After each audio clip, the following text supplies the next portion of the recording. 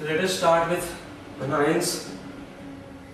अब जो एनायंस के टेस्ट हैं they are basically divided into three parts. पहला पार्ट है characteristic test, that is like ज्यादा जनरल नहीं होता है, सब एनायंस के लिए नहीं हो सकता है, सिर्फ स्पेसिफिक एनायंस के लिए होता है। लाइक एक एनायन के लिए एक ऐसा टेस्ट जो सिर्फ उस एनायन के लिए ही है, वो होते हैं कैरेक्टरिस्टिक टेस्ट। ठीक है, कैरेक्टरिस्टिक टेस्ट। अब जो लास्ट टू टेस्ट हैं, 3 टेस्ट होते हैं, तो लास्ट 2 टेस्ट ये काफी जनरल होते हैं, सब पे अप्लाई किए जा सकते हैं। प्रेसिपिटेशन टेस्ट, जो प्रेसिपिटेट फॉर्म करते हैं, कोई चीज किसी चीज से रिएक्ट करो एनायन को और प्रेसिपिटेट फॉर्म कर जाए तो वो प्रेसिपिटेशन टेस्ट है। ठीक है, the third test and the last test is based on the oxidising और reducing property of the anion. ठीक है, ये 3 टेस्ट होते हैं, ये समझ में आ गया? अच्छा, now the first anion is carbonate ion. काफी सिंपल एनायन होता है कार्बोनेट। इसका कैरेक्टरिस्टिक टेस्ट होता होगा कुछ, इसका कैरेक्टरिस्टिक टेस्ट कुछ ऐसा होता है कि आप इसके मिक्सचर को, जैसे कोई सॉल्ट है उसमें एनायन है, तो कार्बोनेट के मिक्सचर को अगर आप डाइल्यूट HCl के साथ रिएक्ट करोगे तो CO2 गैस इवॉल्व होगी। ठीक है, कार्बन डाइऑक्साइड गैस। और इस कार्बन डाइऑक्साइड गैस को जब आप लाइम वाटर से पास कराओगे, देन होता यह है कि this lime water turns milky. अगर लाइम वाटर में किसी गैस को पास करा रहे हो and lime water turns milky, then definitely that gas is CO2। ठीक है, तो मिल्की क्यों होता है? अब CO2 को जब आप lime water is basically CaCO3 के साथ रिएक्ट करा रहे हो तो बनता lime water is not CaCO3, lime water is COH whole twice, I am sorry, lime water is CaOH whole twice. और इसको जब आप CO2 के साथ रिएक्ट कराते हो तो CaCO3 बनता है। This CaCO3 is white in colour, calcium carbonate बनता है।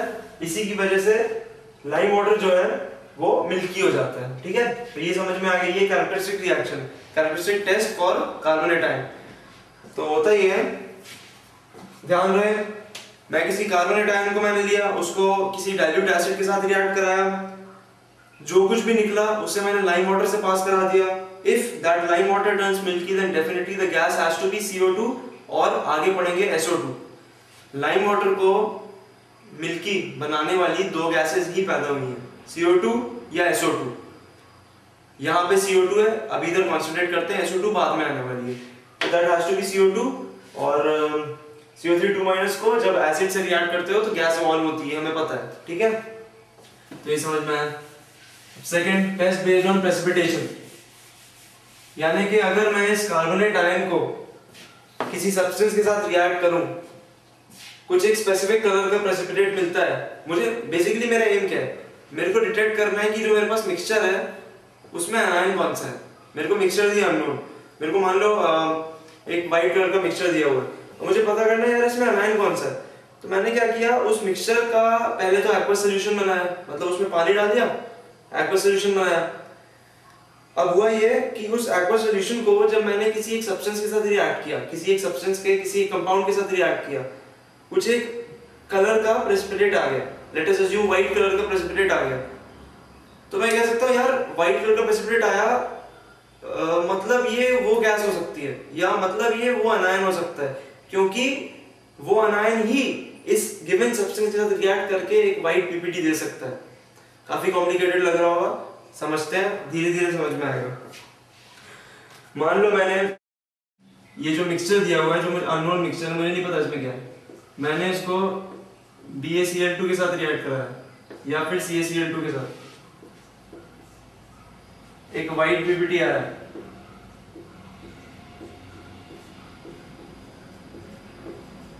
of BaCl3 या CaCl3, then definitely this has to be CO3 2-. ठीक है, ऐसे टेस्ट होते हैं. This is PPT, white PPT. ठीक है, काफी सिंपल है. इनको बस इनके रिएक्शन को याद रख लो आप कि यार CO3 2-. ये नहीं याद रखना कि ये कोई नहीं पूछेगा कि CO3 2- के सारे रिएक्शन बताओ कि CO3 2- के प्रेसिपिटेशन रिएक्शन बताओ. आपको ये होगा कि यार CO3 2- का मिक्सचर दिया होगा और आपको सब्सटेंस दिया होगा, आपको बताना होगा यहाँ क्या बनेगा, ये आपको बताना होगा किस कलर का बनेगा.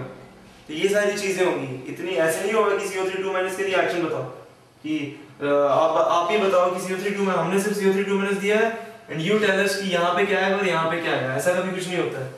आपको ये दिया होगा, आपको ये दिया होगा, आपको ये बताना है. तो बेसिकली हम कुछ एक्स्ट्रा नहीं कर रहे हैं, हम सिर्फ रिएक्शन पढ़ रहे हैं और उनके प्रोडक्ट खुद से बताना है. ठीक है. अच्छा, अगर मैं इसे AgNO3 के साथ रिएक्ट करूं तो आप लोगों के हिसाब से क्या बनेगा? अगर CO3 2- को मैं AgNO3 के साथ रिएक्ट करता हूं, AgNO3 इज सिल्वर नाइट्रेट, क्या बनेगा? Ag2CO3. This Ag2CO3 is yellow in color, light yellow, which we usually call yellowish white. Ag2CO3 is yellowish white in color. और ये एक ऐसा कंपाउंड है जो कि मैंने आपको पहले बताया था कि जो नोबल मेटल्स होते हैं they are like quite weak in retaining O. They can never retain O. वो क्या करते हैं, जब भी कोई कंपाउंड है उनके पास, जैसे यहाँ पे पॉलीएटॉमिक अनायन है Ag के पास, वो कभी ये इस कंपाउंड को रिटेन नहीं कर पाएगा. The Ag2CO3 can never remain as Ag2CO3. ये हमेशा किसी ना किसी चीज में डिकम्पोज हो जाएगा. तो बेसिकली हम देखें अगर कि किस चीज में डिकम्पोज होता है तो हमें समझ में आएगा कि इसका हीटिंग इफेक्ट काम में आ रहा है. Ag2O plus CO2, Ag2CO3 को अगर हीट करा होता तो Ag2O plus CO2 बना होता. अब ये जो Ag2O है, ये ब्राउन पीपीटी है इसका. देखिए याद रखना होता है क्या इसका कलर होता है, इसका क्या कलर होता है, धीरे धीरे याद आ जाता है. एक carbonate salts are usually white in colour. Carbonate salt white आना है, कार्बोनेट जहां पे व्हाइट आना है यूजुअली. ठीक है, ये तो ध्यान आ गया. Ag2O ब्राउन होता है. धीरे धीरे आप जब प्रैक्टिस करोगे अपने आप तो ये अपने आप आ जाएगा कि यार Ag2O ऑब्वियसली ब्राउन होता है. अब ये डिकम्पोज हो जाता है Ag plus O2 में. तो ऐसा क्वेश्चन आ सकता है कि you react a mixture with AgNO3 and you get this thing, a brown PPT and a gas. तो आप जनरली सोचोगे यार ब्राउन पीपीटी किसका होता है? ब्राउन पीपीटी Ag का होता है. और धीरे से सोचोगे यार कि अपन AgNO3 के साथ रिएक्ट कर रहे हैं CO3 2- को, तो Ag2CO3 बन रहा होगा. मैं क्या करूं, इसका तो येलोइश व्हाइट पीपीटी है. लेकिन फिर धीरे से समझ में आएगा यार ये तो डिकम्पोज हो जाता है, ये नोबल मेटल है, ये कभी काफी सारी चीजों को रिटेन कर नहीं सकता है. काफी ये जो Ag होता है ना, ये अकेला रहना ही पसंद करता है. लाइक जो नोबल लोग होते हैं, for example if you consider, noble मतलब क्या होता है?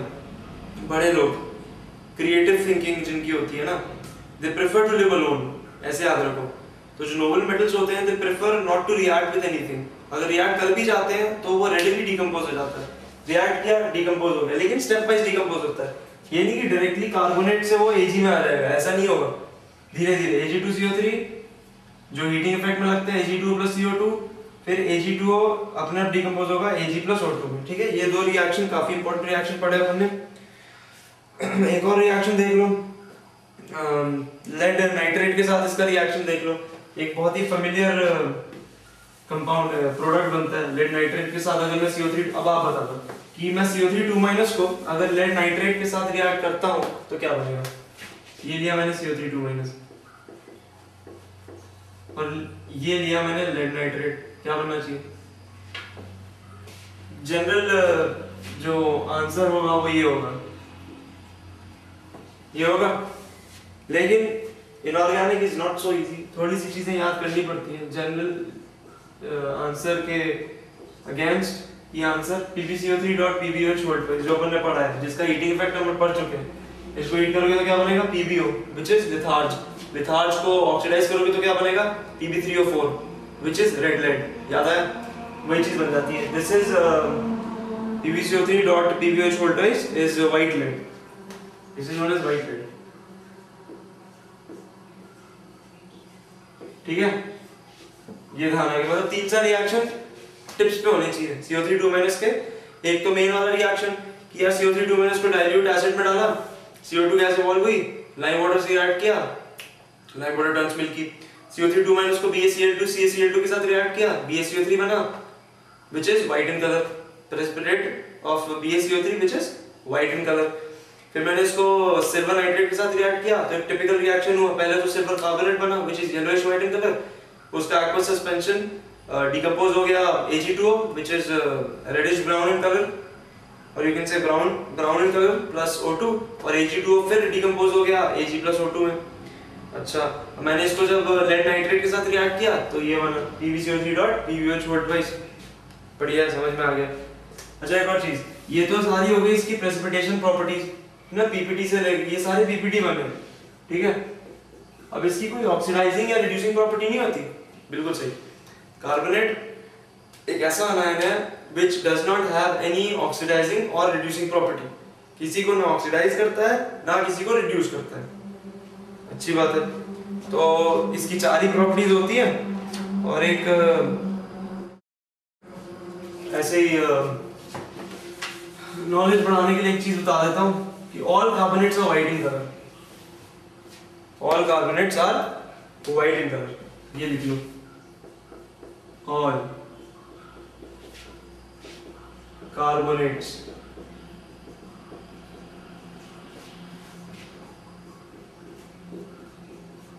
Are white. सोच रहे हो एक्सेप्शन नहीं आया, पर डेफिनेटली एक्सेप्शन तो आना ही था।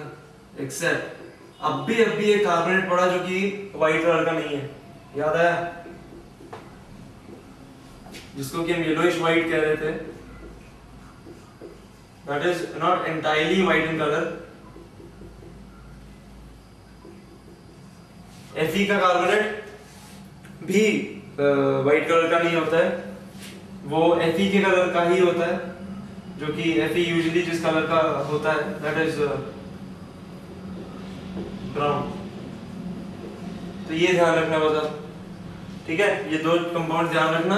ये 2 ऐसे कार्बोनेट है विचार जिनका कलर व्हाइट नहीं होता है, येलो होता है Ag2CO3 का, ब्राउन होता है Fe2CO3 होल थ्राइस का।